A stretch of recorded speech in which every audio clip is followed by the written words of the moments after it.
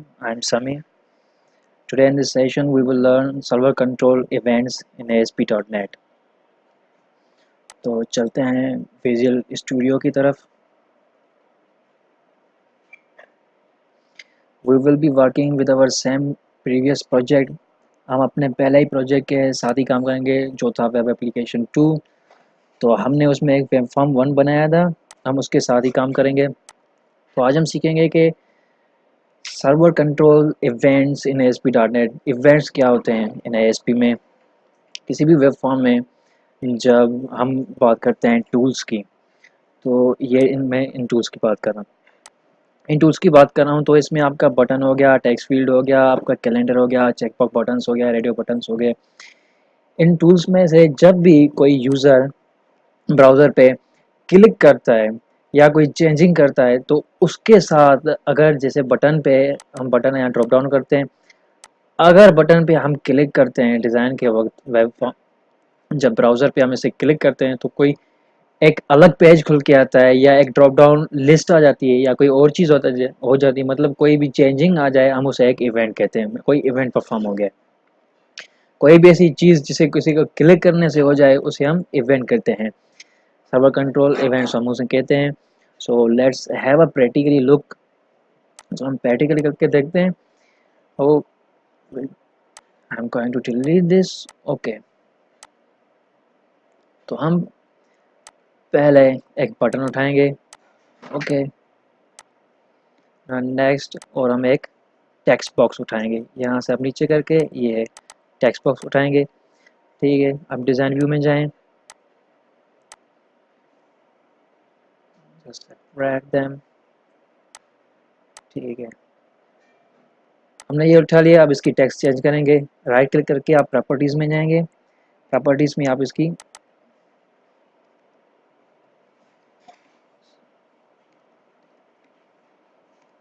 Text change कर लिया हमने.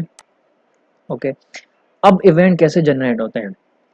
एक तो सिंपली यहाँ से इवेंट जनरेट हो सकते हैं. आप इनको क्लिक करें, इनकी प्रॉपर्टीज़ में जाएं. प्रॉपर्टीज़ में जाके आप ये आइकन देख रहे होंगे, इन पे आप जैसे ही क्लिक करेंगे तो एक आपके पास टूल टिप आएगी, नीचे लिखा हुआ है इवेंट्स. ठीक है, आप इस पर क्लिक करेंगे तो ये इसके बेसिकली इवेंट्स है. इस टूल के जो एक बटन है, इसका क्या इवेंट है, इसके इवेंट है क्लिक. जब भी कोई इस पर क्लिक हो तो जो आप चाहेंगे उसमें कोडिंग करेंगे वो परफॉर्म होगा.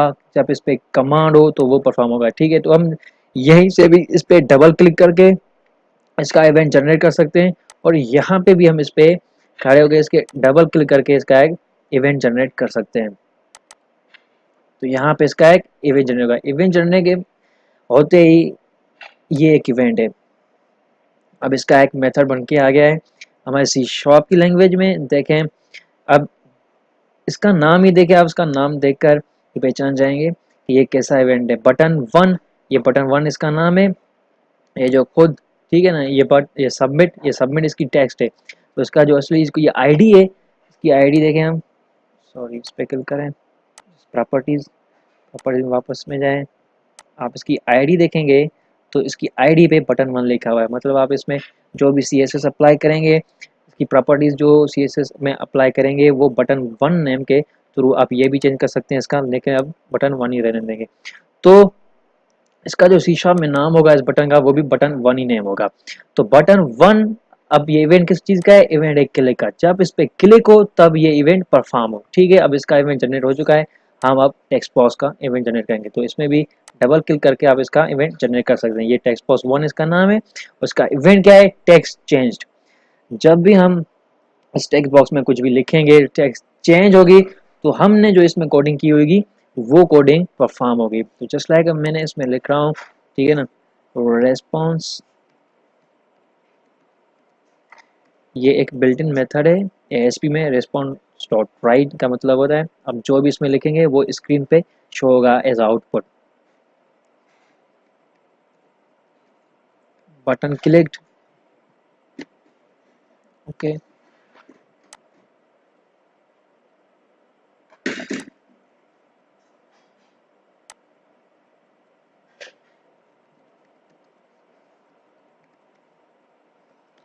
Text change. चले, अब आपने इन दोनों पे लिख लिया है. अब हम इसे रन करके देखते हैं।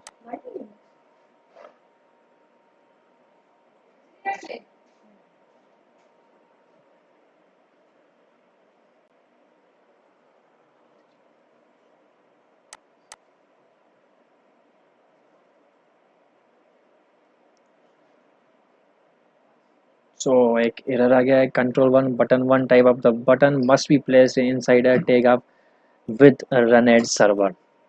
सो ये एक बहुत, देख लें, अब ये कह रहा है कि हमने जो बटन वन है type the button one must be placed inside a form tag with run at server. जब भी हम कोई फॉर्म बनाते हैं, मतलब फॉर्म में क्या होता है, हमारे टेक्स्ट बॉक्स होते हैं, हमारे बटन्स होते हैं, वो जो भी हो वो फॉर्म टैग के अंदर हो, ये लाजमी होता है।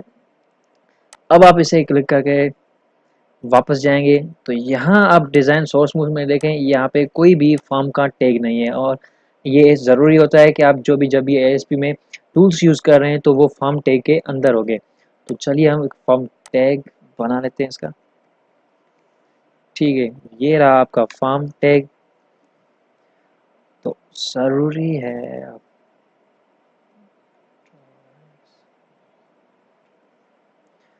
और फॉर्म टैग बनाने के बाद जब सिंपल HTML में हम बनाते हैं तो ऐसे ही बनाते हैं, लेकिन अगर आप ASP यूज़ कर रहे हैं तो इसमें आपको you must have to tell to HTML that in this form tag will be the server side tag. तो इन्हें सर्वर साइड बताने के लिए हम एट्रीब्यूट यूज़ करते हैं, कौन सा, run at, run at up, run at server. ये एट्रीब्यूट है जिससे ये पता चलता है कि ये फॉर्म टैग इसमें जो एलिमेंट्स हैं वो सर्वर पे रन हो गए। ओके, तो कंट्रोल S करके अब इसे हम दोबारा से रन करेंगे, अब इंशाल्लाह ये एरर नहीं आएगा। ओके, तो आपके सामने अब ये फॉर्म है। अब हमने इस पे इवेंट्स जनरेट किए थे, देखते हैं अब क्या होता है। When I am going to text change, जब मैं इस पे एंटर करूंगा तो इसका इवेंट जनरेट होगा। ये एंटर गया, देखें text changed and button clicked. When I will click the button, फिर इसका इवेंट जनरेट होगा, देखें बटन क्लिक। लेकिन जब मैं बटन पे क्लिक कर रहा हूँ तो सिर्फ इसके इवेंट में हमने जो प्रोग्रामिंग की थी, ये देखें ये क्या है, बटन वन है, इसमें क्या प्रोग्रामिंग है, इसमें response on diet the button clicked, सिर्फ ये हो रहा है, ठीक है ना, ये नहीं हो रहा है। पर जब मैं टेक्स्ट बॉक्स पे कर रहा हूँ तो ये भी हो रहा है और ये भी हो रहा है, यहाँ आप देख लें। ठीक है, ये बटन क्लिक, जब मैं इसका कोई टेक्स्ट चेंज करके फिर से इंटर करूंगा तो देखिए टेक्स्ट बॉक्स, टेक्स्ट चेंज भी आ रहा है और बटन क्लिक आ रहा है। ये क्यों आ रहा है, क्योंकि बाय डिफ़ॉल्ट बटन की जो प्रॉपर्टी होती है वो सबमिट वैल्यू होती है। सबमिट वैल्यू का मतलब होता है कि जब भी इंटर इंटर हो तो उसमें जहाँ पे भी ये बटन हो तो इस पे एक इवेंट जनरेट हो जाए, इसका भी इवेंट इवेंट रन हो जाए। चलें प्रैक्टिकली देखते हैं इसको, इसको बंद कर दें, वेफा वन में जाएं, डिज़ाइन में जाएं, इस पर क्लिक करें और इसकी प्रॉपर्टीज़ में जाएं। अब प्रॉपर्टीज़ में जाने के बाद अब नीचे करके यहाँ पे होगा use submit behaviour. Use submit behaviour का मतलब होता है एक फॉर्म में एक बटन एक सबमिट बिहेवियर परफॉर्म करता है। इसका मतलब जब भी इंटर हो तो ये फॉर्म सबमिट हो जाए। आप इसे चाहें कि जब तक मैं इसे क्लिक ना करूं तब तक ये परफॉर्म ना करे तो आप इसे ट्रू करके कंट्रोल S करके फिर से रन करें।